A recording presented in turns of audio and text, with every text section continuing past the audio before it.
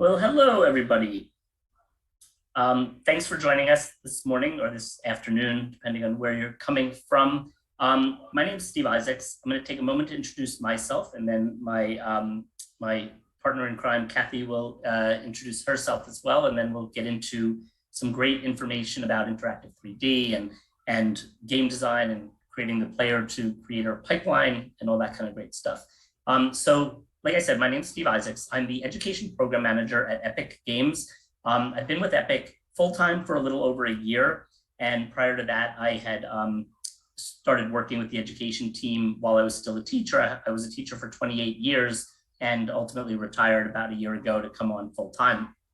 At Epic, I have the pleasure of working with educators and supporting educators and students by providing resources that essentially help with the onboarding process. Some of the tools that we have, people could feel that there's a steep learning curve.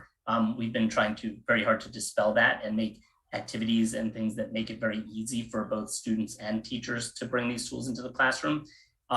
So we do that through creating resources as well as offering training for teachers. We do extensive professional development for educators through a 30-hour professional development opportunity that I'll talk about as well. But like I say, one of our big missions is to really get people into these amazing creativity tools to learn industry standard skills and, of course, have a lot of fun along the way. In terms of teaching, I started my career in special education. I taught in Montclair, New Jersey, and then I moved to Basking Ridge, where I started teaching technology courses. And there I was teaching a game design course after school as an after school club, and ultimately also brought that into our gifted and talented program and really started to see incredible value in teaching kids game design and development, because of the array of skills, not because they were all going to become game developers. And even if they were, it provided these opportunities for them all to play very different roles, similar to what's happening in the industry. So we ended up having a really neat environment that started to feel a lot like a game studio more than a classroom. And it was, phenomenal. And then I guess, so after the after school program proved, to be pretty effective, we moved to creating a full game design and development program at the middle school and later at our high school. And through that, and this is where a lot had changed for me in terms of my view of education, is that I started allowing kids to use, basically any tool that they wanted. I wanted them to have choice in that. I essentially taught the primary game design and development concepts. A lot of that has to do with things that are not just the using the tool, but creating a design document, working on developing the prototype of their game, having peers test it and give them feedback, iterating on that process, and ultimately publishing a game. For me, that was the part that I was imparting, I felt, knowledge, where the tool itself was not my biggest concern. I wanted kids to have access to a lot of different opportunities there. So way back, it started with Minecraft, and kids wanted to use Minecraft to create their games, and I knew it was important as students. I started to interact with a lot of teachers that were using Minecraft in the classroom. And I, kind of took a little leap of faith because I wasn't proficient or, an expert by any means in Minecraft, but knew the kids brought that with them. And it was really amazing to change my approach to being more of somebody who supported and created the space for learning, but allowed, the students to own a lot of that learning. And it allowed us to have a community of learners, really. It was, I was one learner in the classroom, co-learning with my students, empowering them to demonstrate their expertise and support their peers, and in so many interesting ways that evolved. And ultimately, other tools, including Fortnite Creative, came into the picture, and industry standard tools like Unity and Unreal Engine. And I wanted to continue to give kids these opportunities. And when we started using Fortnite and Unreal Engine, I started connecting with Epic, in terms of other educational opportunities, and was thrilled that they supported education as they did, and ultimately even applied for a mega grant, which we'll talk briefly about later, and received one. And that's what kind of got me started with the team, and I'm thrilled to be in the position I'm in now. I love working with teachers. I love supporting what they're doing and seeing the work that their students are producing and all. So very happy to be here with all of you. And it sounds like we have a mix probably of people. So it'd be wonderful if you wouldn't mind putting in the chat real quickly who you are, what your role in this process is. Are you a student? Are you a parent? Are you a teacher, an administrator? Just so we know who we're talking to. And with that, I will hand it over to Kathy. Thank you so much, Steve.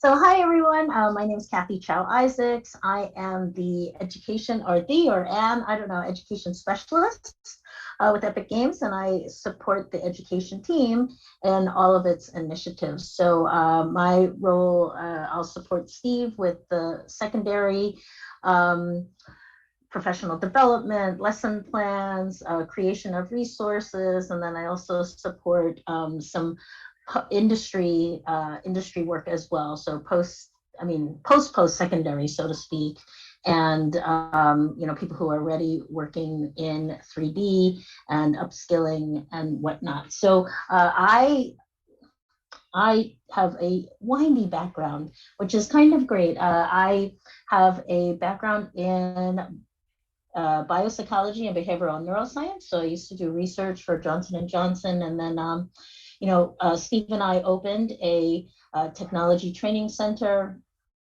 way back in the day, and that was really awesome. We got to work with people in the community, teaching technology, doing after-school camps, and summer camps, after-school programs, all kind of around the use of the idea of using technology creatively, and using games as a means of teaching. So that, I think, has stuck with me for some time, because like I've always, when I taught technology, and I taught technology, elementary technology in New Jersey and New York City, it's always like, well, how could we include games in the content that the kids were creating, and how could we use them for learning? And I guess the other thing that I've always been motivated by was like, how do we take these tools that are meant for one thing, and what else could we use them for? Like what, how, and what, maybe we have word processor, what else could you do with this, just for example. So I think that it's really kind of cool to be a part of Epic Games, especially with the tools that we offer, because a lot of people are thinking, well, what else can we do with these tools? So yeah, my goodness, I think that I'm good. If you have any more questions about what I've done, please ask them in the chat. I want to get started with what we're going to talk about. So. Well, thank you. And yeah, please use the chat to drop questions, and we're happy to we'll definitely hold the Q&A at the end, and happy to interject where appropriate with questions as they come in. I am going to share my screen now. And here we go. So, kind of one of the big things we talk about in our work is, the player to creator pipeline, and really wanting all, create opportunities for all students to be creators or content creators. Here's our contact info as well. I'll probably bring back to this slide towards the end, just so you can grab that again, but you're more than welcome to reach out to us directly. So, in terms of Epic Games, what we do, we are both, a publisher as well as a company that licenses software. In terms of publishing, many of you here today have probably heard of Fortnite. You might even have your own children, students, hopefully even yourselves as players. But it's been quite a phenomenon to see, Fortnite and where that's, how that's evolved, and that's a whole nother conversation. But we also have published games like Robo Recall, Gears of War, Infinity Blade, Unreal Tournament. And then there are many others coming up that we might even have a hand in publishing, that might be created by other developers outside of Epic. And that's, and in that regard, that brings us to sort of the licensing piece, where we license, one of the industry standard game engines. But that game engine, while initially and often used to create AAA games, and many of the games that you're probably seeing out there are created in Unreal Engine. The technology has expanded quite a bit to other industries. So we talked about how we license to game developers, but also to people in a wide variety of other industries, and you'll understand that better in a moment. But basically, one of the neat things I think about where that came from is that it used to be a different model where we, had this very high, this very sophisticated software for making games, and when we would license it, it would be very expensive to license, specifically by companies who knew they were using it to create these, these big games. And they would license it, they would get a lot of support, it would be very expensive, but it made it limited in terms of who had access to it. We changed our model and our most recent model, which I absolutely love, is that there's no licensing fee to use our software until you essentially make your first $1 million on something you would publish with it. So if you want to use the software, it's available, completely accessible. I think what that did, which was amazing, is it got the software in the hands of very many, very creative, very innovative people in different industries, and they started to leverage the power of that in what they were doing. And that has transformed, I think, this whole, use of this tool, and even how it's been developed to really work for all of these different people in these different industries. And we talk a lot, it's really worth kind of seeing this awesome video. It's a 4-minute video that'll answer the question many of you are having if you keep hearing us say interactive 3D, and that is, what is interactive 3D? So I'll show this, and we both love this video. Kathy can never stop talking about how much it's her favorite video. This is my favorite video. So here we go.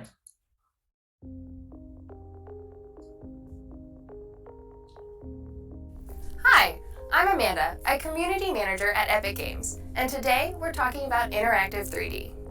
We're experiencing a major shift in the way we work and communicate. We've moved from text and images to video, and now to a world where interactive 3D content is the norm. We're going to explore the technology that powers interactive 3D content and the skills that will be important in this immersive new world. What do we mean by interactive 3D? What we're really talking about is the ability to interact with the digital world the same way you do with the real one. Playing a game like Fortnite on your phone or computer is an example of this. Or it could be a virtual reality or augmented reality experience where you need to use special glasses or hardware to view and take part. But interactive 3D is not just for entertainment.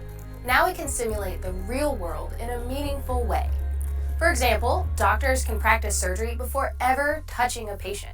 And it's possible to not only simulate what a surgeon would see during the operation, but also how it should feel. Car designers can try out new designs more easily. Usually designers start with a full-size clay model of a new car, and that can cost a lot to produce and take weeks to make. Now they can try out and make changes to their designs in a virtual design space. And we can experience this in our everyday life too. Before you buy a new cool graphic tee, you can turn around a digital version and look at it from every angle, or even customize it with your own colors and designs. So how does this work? The technology that powers all of these experiences is called real-time rendering. This is how the Weather Channel creates realistic simulations of hurricanes and storms that the newscaster can interact with on screen. In a traditional 3D animation, the film you are watching is made up of a collection of static images that are rendered by a computer. Rendering is the process of converting a 3D model to a 2D image. Oftentimes, it can take a computer or a collection of computers days, weeks, or even months to render an entire film. To further complicate things, if an artist wants to make even the smallest change, the entire thing has to be re-rendered. With real-time graphics, the 3D computer-generated visuals that you see are rendered and displayed almost instantly, making it easy for a director to make changes to special effects instantly and collaborate on a virtual set with actors. A real-time engine is the software needed to create these immersive experiences. An Unreal Engine is an award-winning real-time engine. We call it an engine, but it's not like a car engine. It's actually computer software created with code.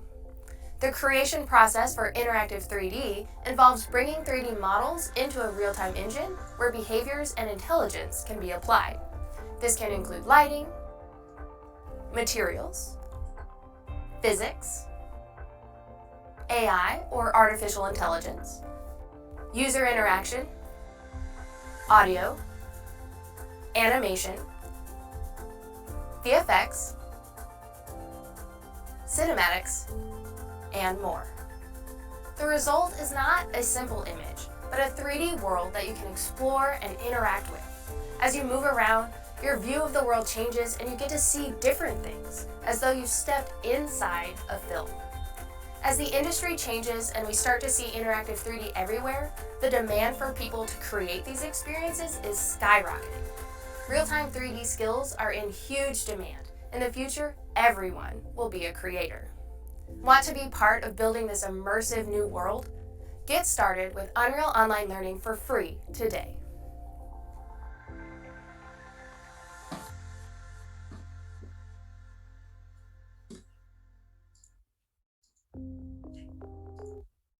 All right, so hopefully you see why that is my favorite video. But for me, it's like I see so many of our students' interests reflected in the ways that you can use interactive 3D.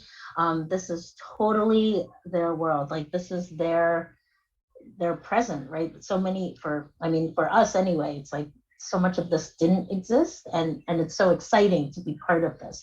So in the video, many industries were represented, right? And I see all our students' interests there, right? So as I said earlier, and Steve also, so it's like, you know, we have this tool, Unreal Engine, that's traditionally used for games, but then we have all of these other companies and organizations saying, but wait, what else can we use this for? Which is like so in line with the way that I've been thinking about things. So things that you saw in the video, film and TV Unreal Engines being used in the automotive industry for broadcast, live events, advertising, architecture. One of the clips was about was the Weather Channel using, they create simulations for when storms are coming in, you know, just kind of to emphasize the importance of evacuating, right? So they broadcast these simulations, and what happened was when they broadcast that one with the tornado and everything, there were people calling the Weather Channel to make sure that the broadcasters were okay, which is, I mean, that's crazy, right? It's that realistic and that cool. You know, and you see it in many places. So let's talk about film and television. Does anybody recognize what's being shown on the screen? I'm gonna have to rely on our good friend, Natalie.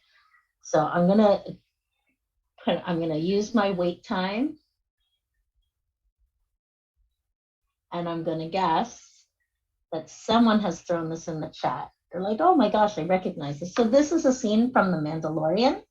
And The Mandalorian uses a LED wall technology. They actually use a volume to create the backdrops to their scenes when they're shooting, right? So, you know, if we think about what our perception of, you know, creating media, right? You might have actors acting to a green screen, and so they have to imagine what they see there. And you know, if you have multiple actors in the scene, they are also imagining something, but it's not necessarily the same thing. So with Unreal Engine, what you can do is you can create the scenes and you can project them right on the green in the LED on the LED wall in real time. And then if the you know, if the director or anybody wants to make a change can be made on the spot. It can be rendered pretty much instantaneously and projected onto the LED wall. It's really, really cool. We actually had, and so, you know, usually what happens is they put in all the special effects in post-production, so after they're shooting. But now, you know, 3D technology is revolutionizing film and TV because they can put make those changes on the spot with the actors there, and the actors actually see the scenes that they're acting in, which is really, really cool. So just last week we were in LA and we had the opportunity to tour Nant Studios, which has a huge LED wall and ceiling.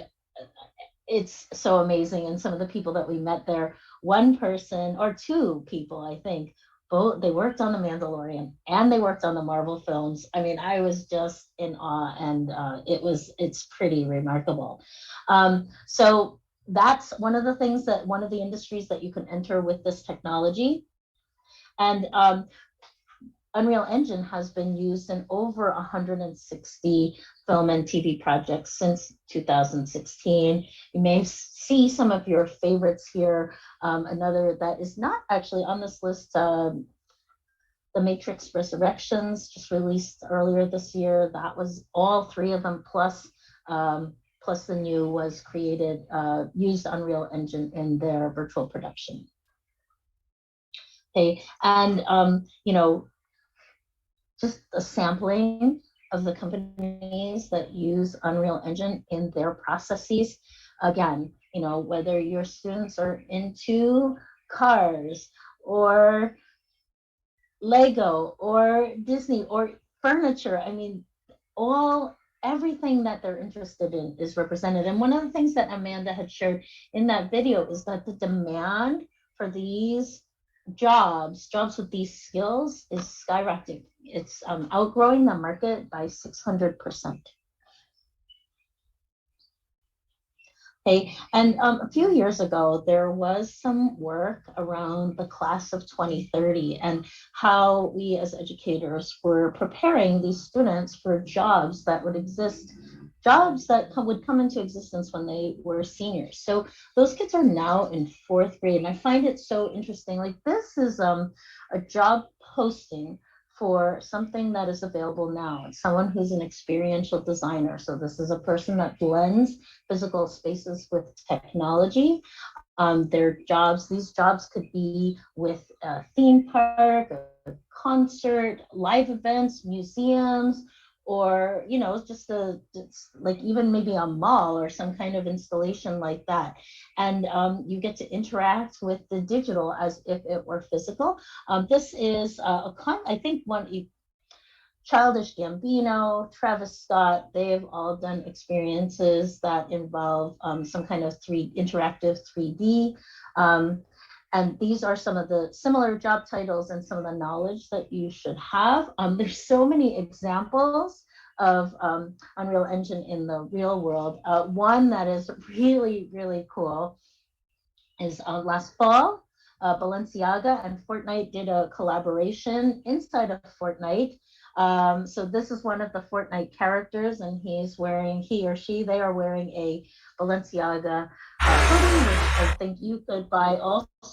This is one of the billboards that were projected in Times Square. 4 billboards were put up. One in London, one in Times Square, New York City, one in Tokyo, and one in Korea. So this is really cool. So if you think about being in Times Square, New York City, this is usually a flat 2D screen. When you see this is pretty amazing. Actually, if you wouldn't mind turning down the sound, because that's quite loud.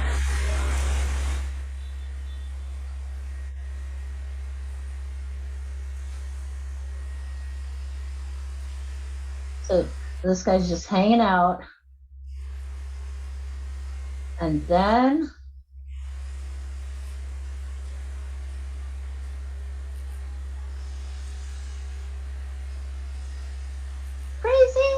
he appears to be coming out of the 2D billboard, which is insane. So the Carolina Panthers created an experience similar to this at their home opener. They had like a panther kind of jumping around the stadium and tearing apart the opponent's banner, and you'll start to see things a little bit differently after today. You're gonna wonder, I wonder that maybe that was Unreal. It probably was or is.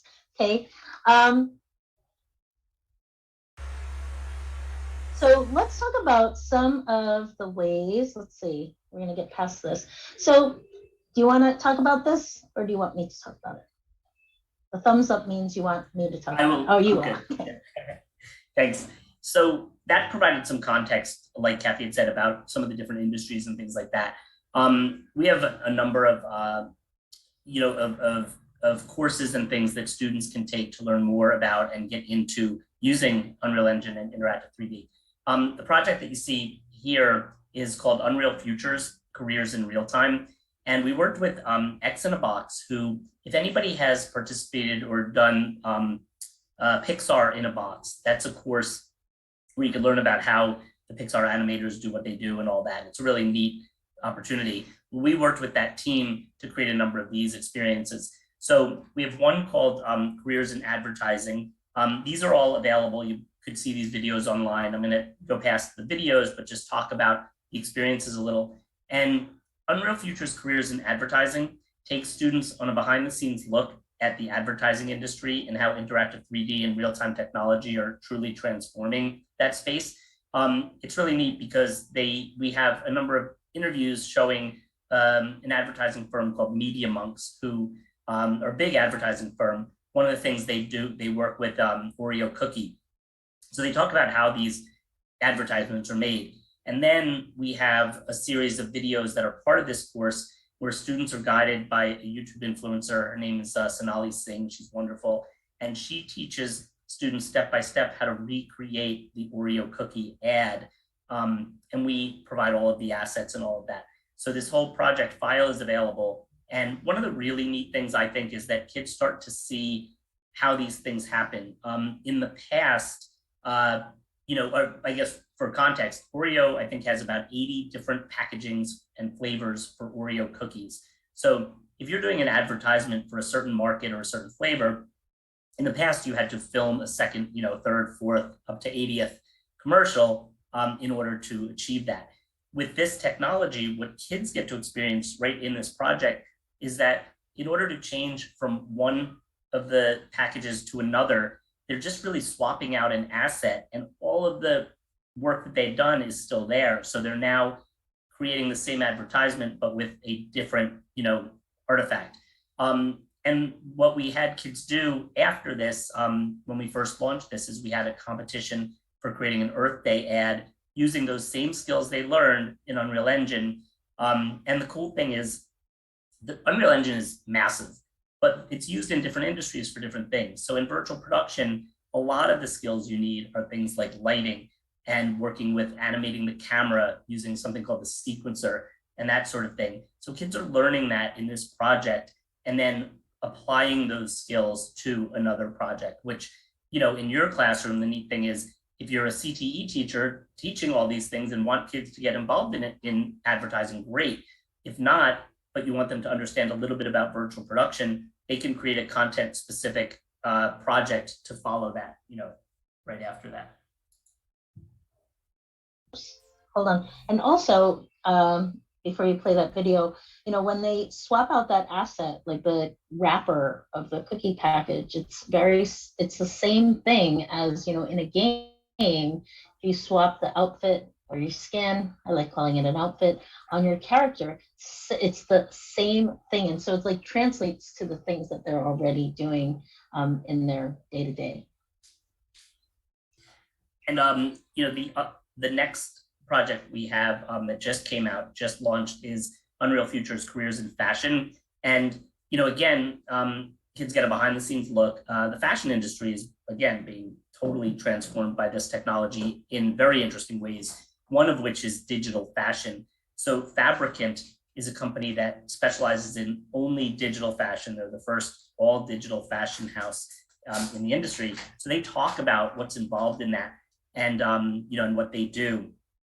And, and other companies like Burberry are involved in this and talk about that whole industry. And then kids, guided by Sonali again, get to create an interesting, runway experience with a garment. And again, all of that is available with the resources we provide. And then after they've completed it, the sky's the limit in terms of what other projects you can have them do with those skills. And then upcoming, our next one is going to be Unreal Futures Careers in Animation, which should be super exciting. And that'll be coming out in a bit. But that just gives you a little idea. And then, oops. And then we're going to talk a little bit about now Unreal Engine and some of the actual projects we have. And this will be also where it'll be a little more relevant specifically to the game design challenge. So we'll share some activities we have that'll help kickstart your process if you're going to use Unreal Engine to create your games. But a lot of people, right out of the gate think that you have to code to use Unreal Engine. So that's the first myth we love to dispel. And in terms of that, you can see this scene here. This is a great example of a scene that was built, basically world building is a big part of Unreal Engine, all built with assets from our marketplace. I believe they were all free assets to recreate Boulder, an area of Boulder, Colorado. This was all done with basically drag and drop and manipulating the scene. No coding in this situation. And technically you could still put a character in and do a walkthrough of it also without coding, because some of the assets and models and actors are already programmed. Then when it comes to the coding side, you don't have to know C++ to code in Unreal Engine. Unreal Engine has an amazingly robust visual scripting language called Blueprints. Very intuitive, it's node-based, it emulates everything you would be doing in C++, but you're able to do it in a context-sensitive manner, which is really great. This little bit of code here is a great example of something you would use in a game. And this comes from one of our projects where basically this code is checking to see as your character collides with a coin, there's a conditional statement to see if it is colliding with the coin. If it is, the coin disappears, the variable for having, score or the coins increases, and the player continues, and that becomes a variable that's stored for their score. So it's dealing with conditional statements, variables, all that in this little bit of code that, if you get in there, makes sense. And we guide kids through doing this sort of thing in our activities to get them started. And finally, and this is where the teachers come in, and this is, I shared a little earlier about my experience teaching. You don't need to be an Unreal Engine expert to teach with Unreal Engine. The goal of our team is to help teachers feel comfortable facilitating and bringing these tools into the classroom. And we do it in a way that allows teachers to really work with very easy to onboard activities that put, a lot of give students a lot of autonomy in terms of working on these projects, because a lot of them have step-by-step guides or videos. But the teacher, of course, should have gone through them and should feel comfortable enough guiding the process and supporting students in the classroom. Probably more importantly, as time goes on, other students start supporting their peers. And, and furthermore, with our activities, once you get through them, the goal is to then go far above and beyond. And a lot of that comes into the hands of the students as well, because they start to understand the environment and know what they want to do. And that's where, they start to guide their own process. So that brings us to, and this is going to be great for a lot of you that are working on this game design challenge. So this is our activity. It's 5 lessons in creating your first platform game. We have a beautiful asset kit that we had created for this that you can download for free and utilize. And a lot of people are using it for very creative things beyond this activity. But here's how these are set up. Each one of these, and like I said, there are 5. Each one has a lesson plan that is teacher facing. So all the teachers on here know that we've got you covered. It has all of the essential questions, the objectives, the learning outcomes, activities, the concepts that are being discussed in each one, and ultimately even assessment criteria with the rubric and standards alignment. So we've got a lot of, content here for you as the teacher to guide your process. But then what I really like about this is that we have a student and teacher guide for each one of these. And these are step-by-step guides with screenshots and directions that talk students through every step that they need to do. This first one's a neat example of collision detection. So kids get into this game, they're asked to kind of play it at first. They walk over to this first platform, and they quickly realize that they're going to fall right through it, which is not what you're supposed to do in a game. So they then learn how to add collision to that platform and a number of things related to that. And then they test it again, they stand on the platform, all is good in the world. And then the next part of the activity is for them to, duplicate these platforms and create the experience of getting across the whole hallway, which is the first real task in this. And then they go on, and there are other, they learn other elements of both game design and how, Unreal Engine works and the interface and all that. And as they go through these lessons, the next one has them use the sequencer and create animated moving islands as part of as a game mechanic. So they create those and then place those in the game. Later, they get into variables and that code that we were talking about with the collecting the coins and getting your score. And later, they also have to find a key to open the final door and all of that. And it leads to finally publishing their game. But all throughout, there are opportunities for them to expand on that learning. Like when we do this first lesson, we often have kids then create a simple, whether it be a parkour level or a different, an alternative way to get around, around instead of through the tunnel or what have you.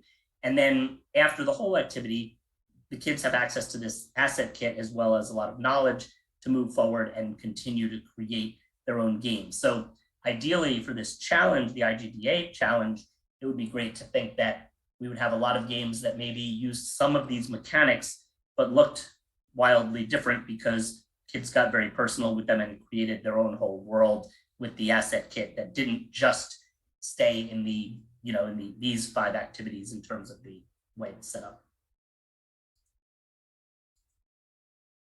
So that brings us, like we've talked about, our sort of intent at Epic to support that player to creator pipeline. We start with, and I see Mr. Washburn's here, he likes the term cultural cachet when it comes to things like Fortnite. So, we start with the idea that kids have a lot of interest and agency in a game like Fortnite. They're playing it, they know it was created in Unreal Engine. Our first step there is to get them into like something like Twinmotion or Fortnite Creative. Twinmotion is an amazing architectural visualization tool. Some of you might choose to use that to map out your levels as like a prototype, but it's used for a lot of other things. But then Fortnite Creative is an environment where you can create an entire game similar to Minecraft, same ideas of building and then getting into automation and all that.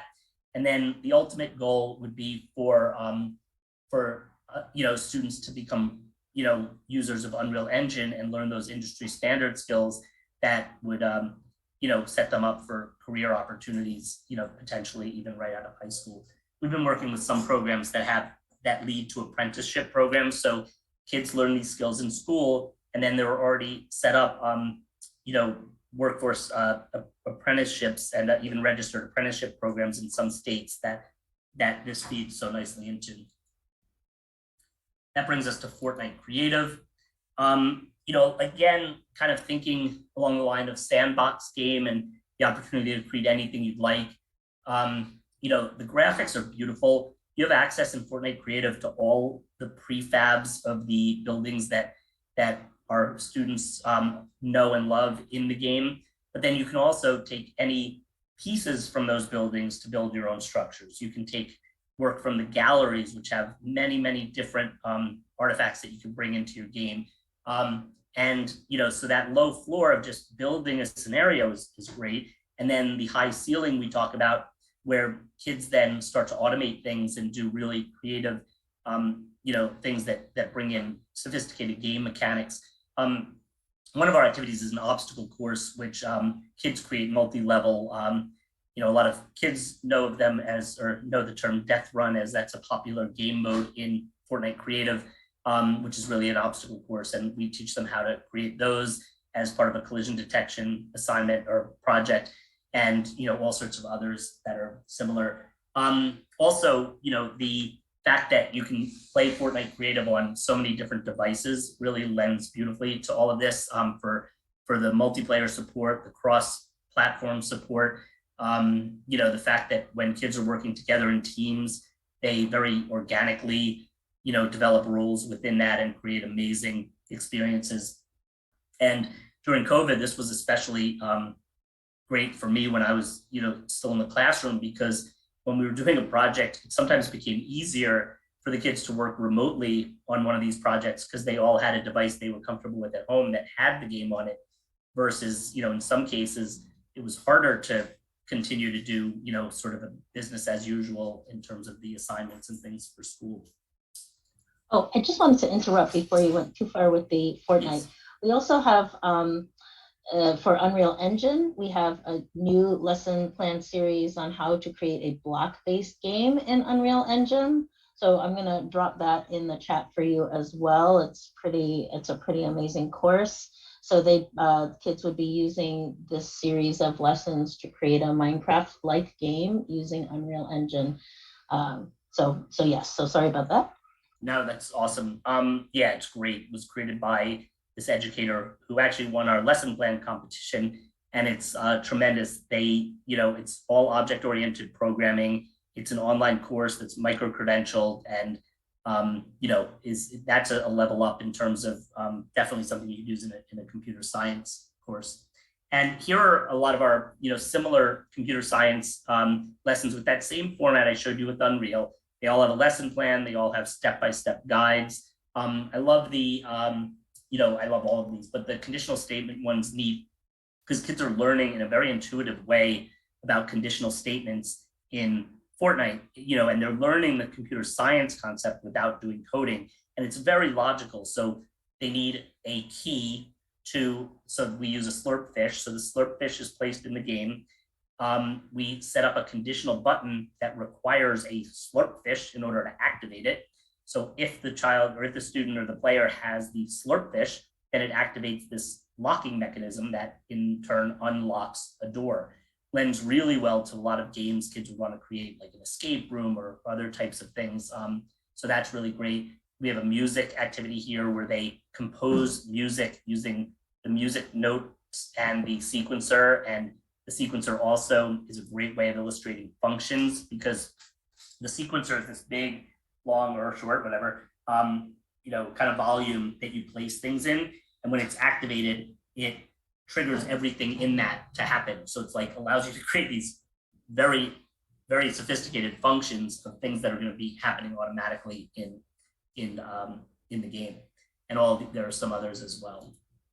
And then we have a number of lesson plans here specifically for Fortnite Creative. And I'll do another shout out to Mr. Washburn, because I think that first one there, the counterfactuals, their story, your world, is a social studies lesson that Mike wrote that is used. Actually, a few of these are his that demonstrate the incredible potential for content area work within a game, with game technology.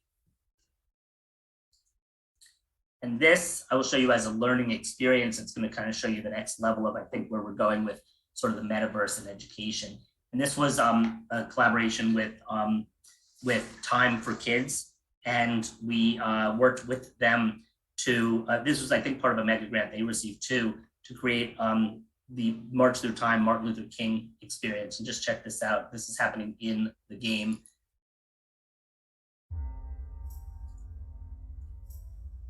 It would be fatal for the nation to overlook the urgency of the moment. Now is the time to rise from the dark and desolate valley of segregation. Let freedom ring from every hill and molehill of Mississippi, from every mountainside. Let freedom ring. I have a dream today. I love that.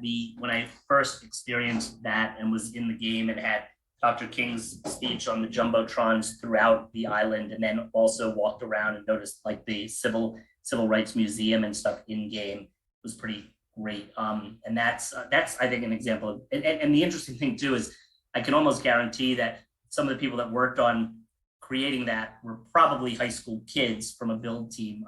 We've been working with a lot of build teams lately to talk to them about, so like if you've seen like the NBA experience, or when they recreated the Super Bowl, the stadium, the Tampa Bay stadium, those are all done by these build teams, and they're not something we at the company do. They're typically master builders in Fortnite Creative, And very honestly, many of them are, still in high school, just out of high school. And it just leads you to see what's possible when you get into kind of creativity and using these things.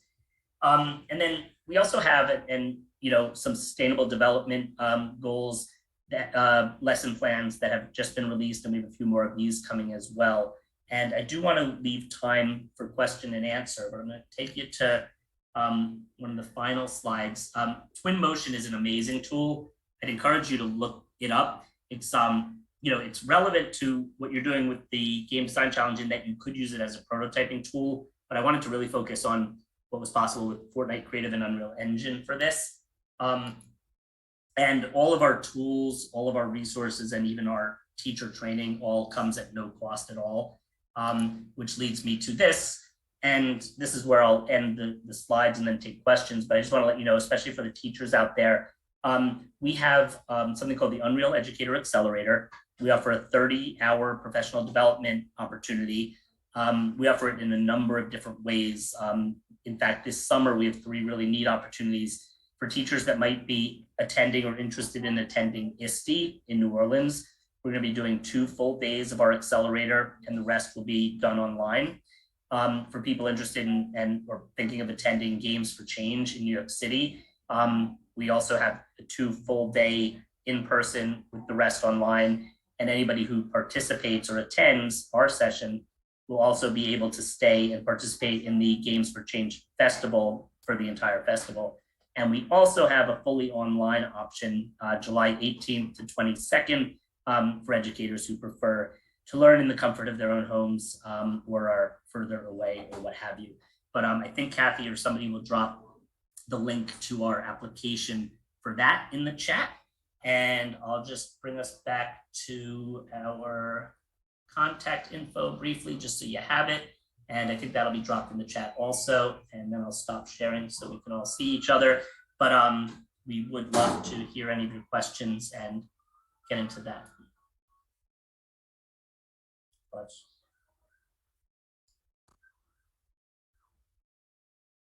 What's that? There's a question in the chat. Okay.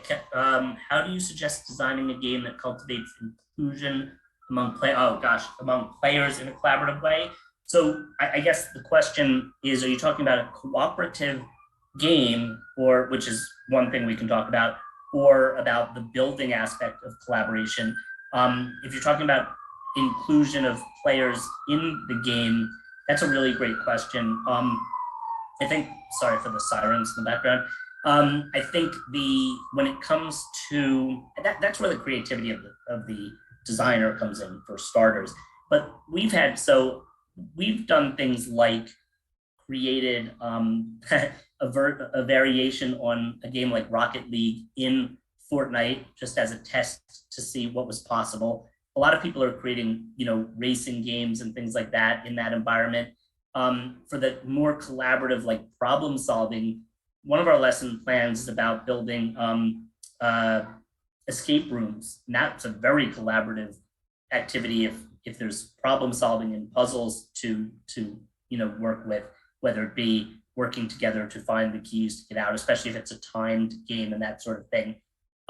When it comes to the part about building together, that part is so intuitive that Fortnite is built for multiplayer, and creative mode is no exception. So very loud here. So players are, once one player creates the island, they can invite others into their party to work with them in there. From a building standpoint, I love the potential for collaborative projects. If this game design challenge, which I imagine it would, allows for team entries, that's a great tool for that. Oh, and then there's another question. Yeah. Great, another great question. How should someone starting the challenge pick which game engine to use? Right. So now if you're talking broader, like in other words, if you're talking Fortnite and Unreal Engine, those activities in terms of those hour of code activities are great starting points to learn the basics of using these tools. If we're talking about, on a broader scale, of course, gosh, I mean, you know, there's when I was in the classroom, a lot of that was kids. I gave kids a lot of different options for activities that used these different tools that allowed them before they did their final project, which was a full game, to get exposure to a lot of different tools, and then they would make that decision. So that's, you know, if there's exploratory time for that, I highly recommend it. If it's a matter of one of these tools specifically of interest, those hour of code activities are so well suited for getting started and then understanding the concepts. And then from there, my suggestion would be, okay, now let's build a game design document and come up with the prototype for the game we want using one of those tools. And then it's also a matter of, I mean, Unreal Engine, with the way we start them out with that project, is, you know, definitely eases them into it, but it's a very, you know, very vast tool. So, you know, there, you know, whereas Fortnite Creative might be an easier starting point, but both of them are incredible for creating game experiences.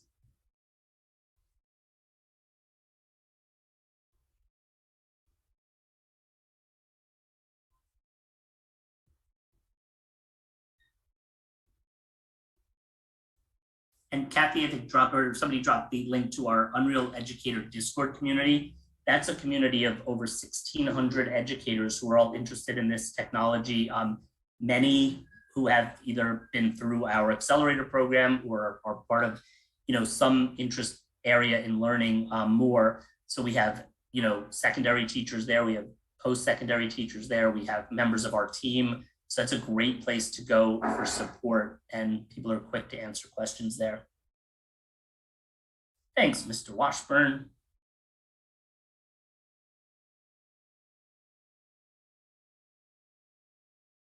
Hi, everybody. What I'm going to do is wrap up. If there's any other questions, please feel free to drop them. I'm really just helping Steve and Kathy fill any space while you guys. Oh, we've got one. Is the Discord for teachers, or can students join? It's intended for teachers. I wouldn't say that students couldn't join. I'm all about inclusion. You'll be hanging with a lot of teachers, but it's definitely, you know, an opportunity to learn a bit and to kind of see, you know, what other classes are doing and that sort of thing. Awesome. Well, thank you both so much for joining us today and for that amazing presentation. It will be available on the IGDA YouTube channel tomorrow, and I'm going to be including all of the links that we've dropped in the Discord, as well as Kathy and Steve's contact information in the video description as well. So if you have any other questions, they can just contact you both directly or join the Discord to ask those, right? Absolutely. Fantastic. Any other parting words before we get offline? No, we're just excited that students have this opportunity to participate in this game design challenge, and we love this kind of thing. So, you know, hopefully people will reach out. Hopefully they'll, you know, use either these tools or any tools. We want to encourage kids to design games and experiences. You know, what a great way to interact with technology and you know, all of that. So yeah, we're just fully supportive of everything you're doing and excited to be part of it. Fantastic. Well, thank you both so much for being here. We really appreciate it. And we look forward to seeing everybody next week with the opening ceremonies for the Game Design Challenge. Cool. Have a great day, everybody. And bye. Hi, everybody.